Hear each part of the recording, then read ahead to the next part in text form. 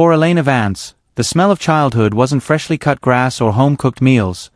It was the sharp metallic tang of JP4 jet fuel and the scent of ionized air following a static discharge test. While other children played in sandboxes, Elena spent her formative years in the hollow, echoing cathedrals of Hangar 7.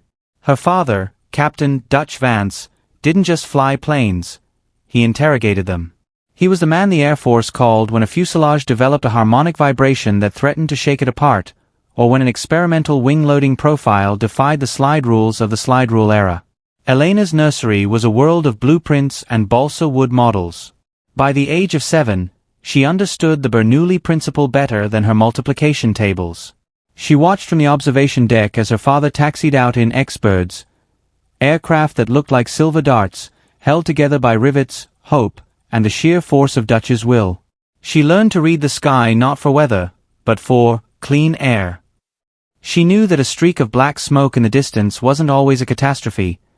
Sometimes, it was just a localized engine surge that her father would calmly talk his way through over the radio. The Vance household was a place where the envelope was a physical entity. To Dutch, the flight envelope wasn't a theoretical limit, it was a frontier. "You don't fight the plane, Elle," he would tell her, his hands grease-stained even at the Sunday dinner table, using a fork and knife to demonstrate a high-alpha maneuver. "You listen to it. The air tells the wings what to do, and the wings tell you. If you stop listening, you're just a passenger." As Elena grew, she became his unofficial shadow.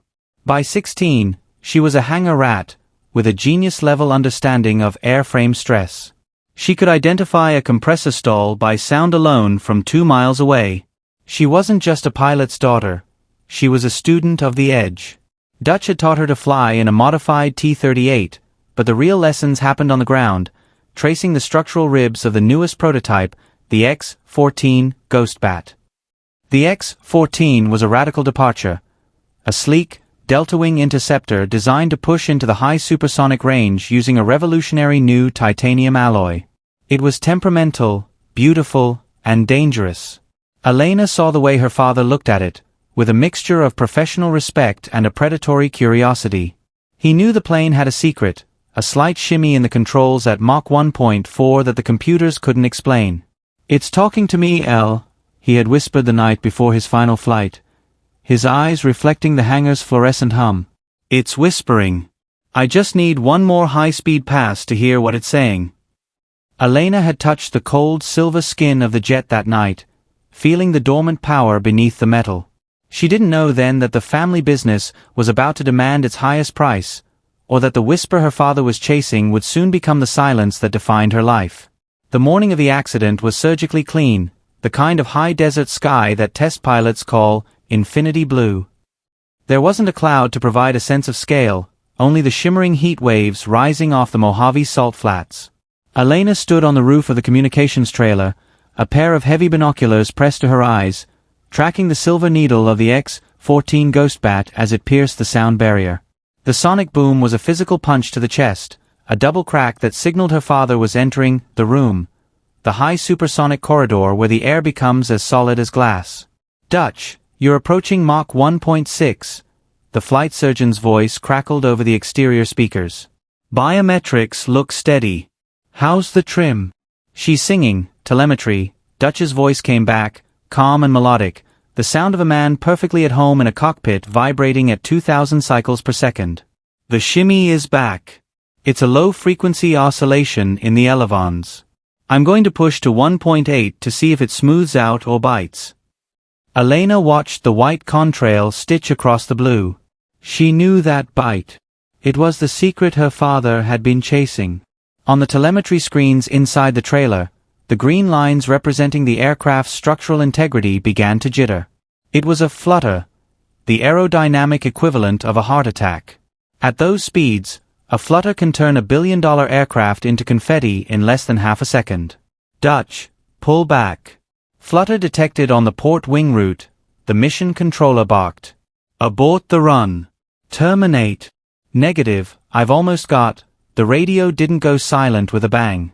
It ended with a sharp, high-pitched mechanical shriek, like a violin string snapping under too much tension.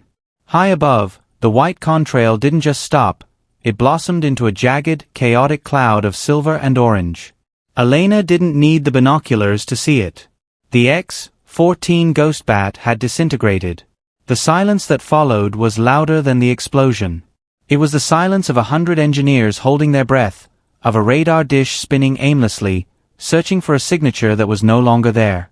Elena stood frozen on the trailer roof, the binoculars falling from her hands and swinging by the neck strap against her chest. She watched the glittering debris rain down like tinsel, catching the morning sun as it tumbled toward the desert floor. There was no parachute. The X-14's experimental ejection seat, designed for supersonic escape, had failed to fire, or perhaps Dutch had stayed with the stick a second too long, trying to listen until the very end. By the time the recovery helicopters reached the smoking crater in the salt flats, the family business had been gutted. The investigation began before the fires were even out, but the preliminary verdict was cold and swift: pilot error. The data suggested Dutch had overstressed the airframe during a manual override. The whisper he had chased was officially dismissed as a hallucination of a veteran pilot pushing too hard. Elena sat in the back of the hangar that night, staring at the empty cradle where the X-14 had rested. She didn't believe the report. She knew the plane hadn't been pushed. She knew it had betrayed him. And she knew that as long as the world blamed her father, the Ghost Bat would remain a murderer in disguise. The aftermath of the crash didn't bring a funeral of bugles and folded flags. It brought a funeral of paperwork and closed doors. Within 48 hours, the X-14 Ghost Bat hangar was cordoned off with yellow tape that looked like a scar across the concrete. The Air Force's Accident Investigation Board, AIB, moved in like a cold front, their briefcases filled with telemetry printouts that all pointed toward the same conclusion. The airframe was sound, but the pilot had exceeded the structural G limits during a high-speed pitch-up. They called it spatial disorientation. They called it loss of situational awareness. Elena sat in the back of the darkened briefing room, a 19-year-old ghost in her father's oversized flight jacket, listening to men in suits talk about her father as if he were a failed component in a machine. They weren't just burying Dutch Vance. They were burying the X-14 Ghost Bat program to save their own reputations. The grounding order was signed on the third day, a total cessation of all X-14 flight operations. The two remaining prototypes, Ship 2 and Ship 3, were to be stripped of their engines and towed to the boneyard. The risk-to-reward ratio has tilted into the red, the program director stated, his voice flat and final. We can't justify another hull loss, especially when the flight data suggests the platform is inherently unforgiving of pilot-induced oscillation. The Ghost Bat is dead. We move on to the X-15. For Elena, this wasn't just about a plane, it was about the truth. If the program died now, the pilot error verdict would be carved in stone. Her father's 30-year career would be bookended by a mistake he didn't make. She knew the telemetry better than the investigators did. She had lived it. She saw the jitter in the pitch trim data 3 seconds before the breakup. It wasn't Dutch pulling too hard. It was the plane fighting back. She spent her nights sneaking past the distracted security guards, using her father's old master key to enter the telemetry trailer.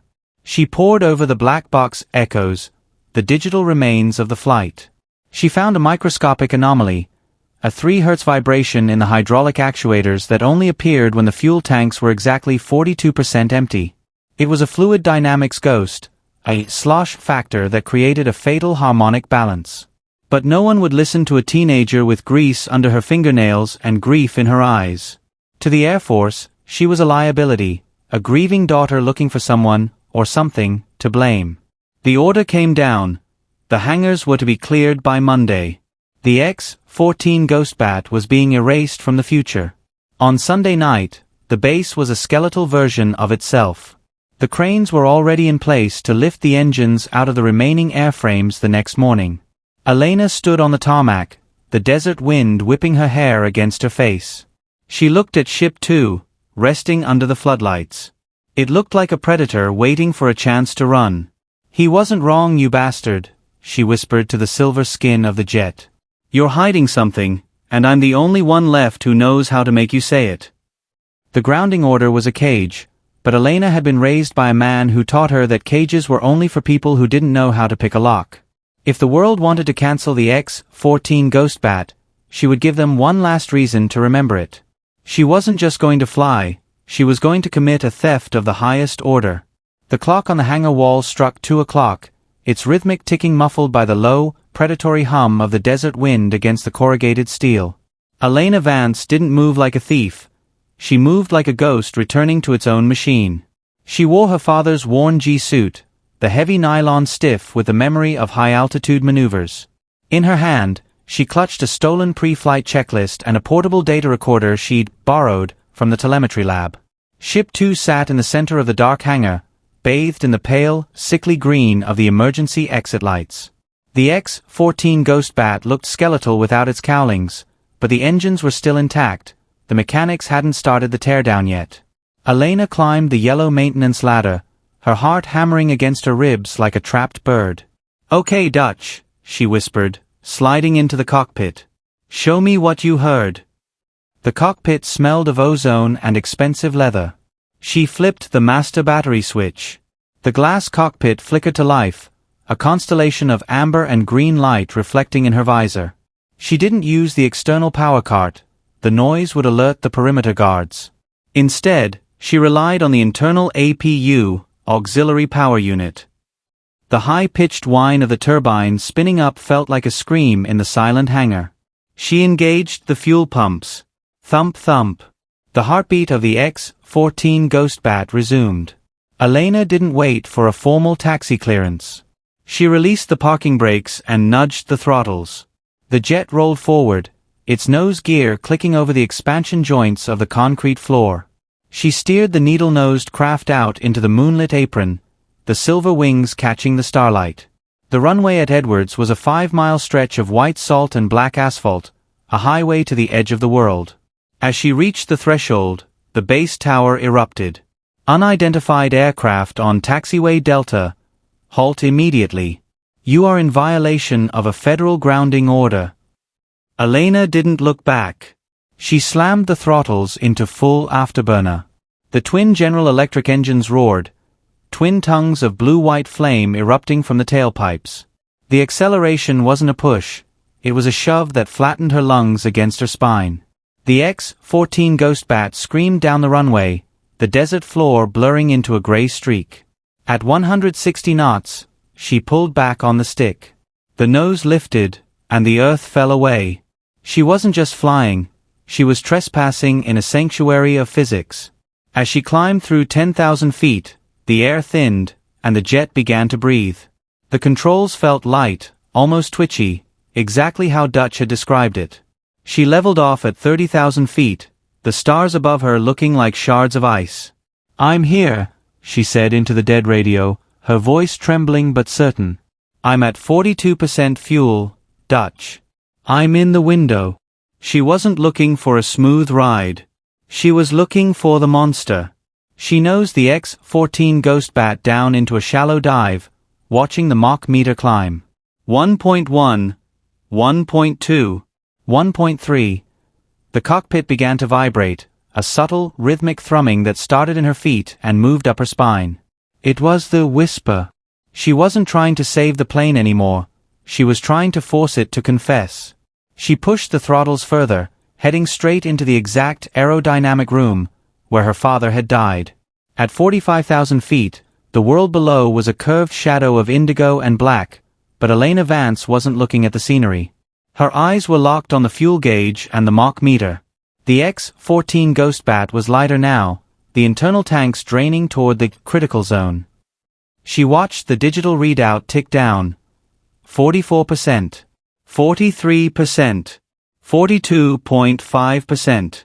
"Now," she whispered, her voice tight against the G-force.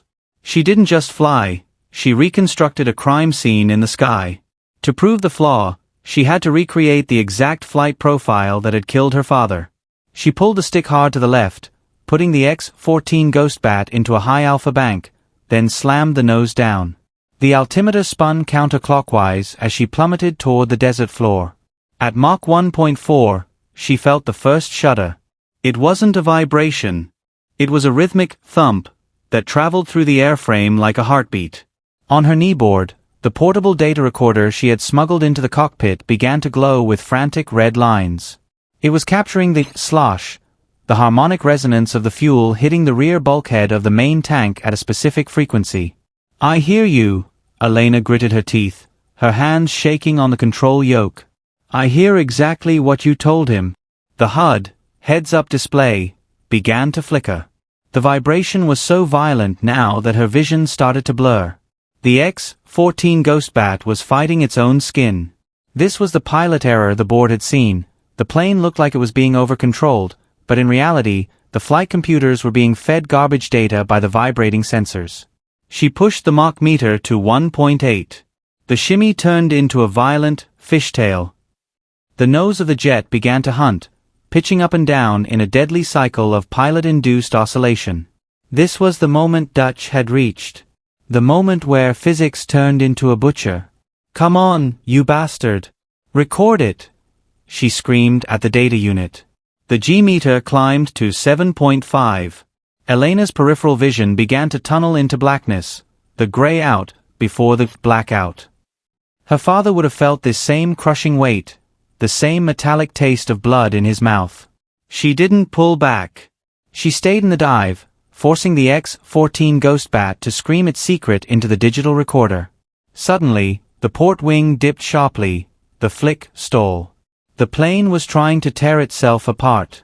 Elena's hand reached for the override switch, the manual, mechanical linkage her father had used. She felt the heavy physical of the cables. She wasn't just a pilot, she was an anchor. She hauled the stick back with every ounce of strength in her 19-year-old frame, fighting the harmonic monster. For 3 agonizing seconds, the X-14 Ghostbat groaned, the titanium alloy screaming under the stress.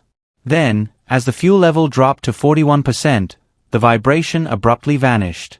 The plane smoothed out, slicing through the thin air like a hot knife. She had done it. She had survived the room. She looked down at the data recorder. The green light was steady. The ghost was caught on tape. She banked the jet away from the salt flats and toward the lights of the Edwards runway, where the sirens were already wailing and the searchlights were cutting through the dark.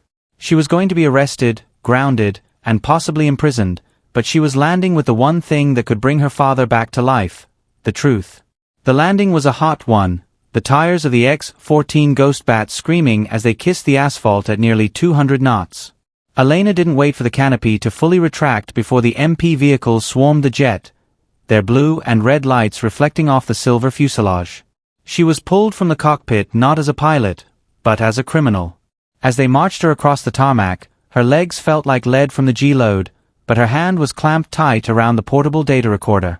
"You just threw your life away, kid," the base commander barked as they reached the debriefing room. "You stole a classified prototype, violated a federal grounding order, and nearly scattered $500 million of taxpayer property across the Mojave." Elena didn't look at him. She looked at the chief engineer, a man who had worked with her father for 20 years and was now wearing a mask of profound disappointment. She slammed the data recorder onto the metal table. "I didn't steal it to fly," Elena said, her voice raspy from the dry oxygen. "I stole it to record the ghost. Look at the 3 Hz frequency at Mach 1.6. Look at the actuator harmonics when the main tank hits 42% capacity." The room went silent. The engineers, initially prepared to testify at her court-martial, slowly gathered around the small screen. As the playback began, the jagged red lines of the harmonic vibration appeared, a perfect rhythmic signature of a structural failure. It wasn't pilot error. It was aeroelastic flutter, triggered by a fuel slosh resonance that the wind tunnel tests had missed. The chief engineer leaned in, his face turning pale. My God! Dutch wasn't fighting the air. He was fighting a feedback loop in the hydraulics. The more he corrected, the more the plane fought back. The evidence was undeniable. The whisper was a physical reality, a mechanical flaw that acted like a landmine in the sky. Within an hour, the pilot error verdict on Captain Dutch Vance was unofficially retracted. Within a week, it was erased from the record. The grounding order was lifted, but with a new fix. a series of internal baffles in the fuel tanks and a software patch for the flight control computers to dampen the 3 Hz vibration. Elena wasn't sent to prison. Instead, she was given a choice: a dishonorable discharge and a lifetime ban from federal airfields, or a conditional enlistment into the test pilot school. They couldn't ignore the fact that a 19-year-old had flown a flight profile that had killed a 20-year veteran, and survived it. 6 months later, the X-14 Ghostbat took to the skies again. This time, it didn't shimmy at Mach 1.4. It didn't flick at Mach 1.8. It was the Ghostbat her father had dreamed of: fast, stable, and honest. Elena stood on the observation deck, watching Ship 3 bank into the sunset. She wasn't a hangar rat anymore. She had her own flight suit now, with Vance stitched over the heart. The family business was back in operation. Elena had saved the plane, but more importantly, she had saved the man who taught her to listen to the wind. As the sonic boom of the passing jet rattled the windows of the observation deck, Elena smiled. She knew exactly what the plane was saying now. Thank you,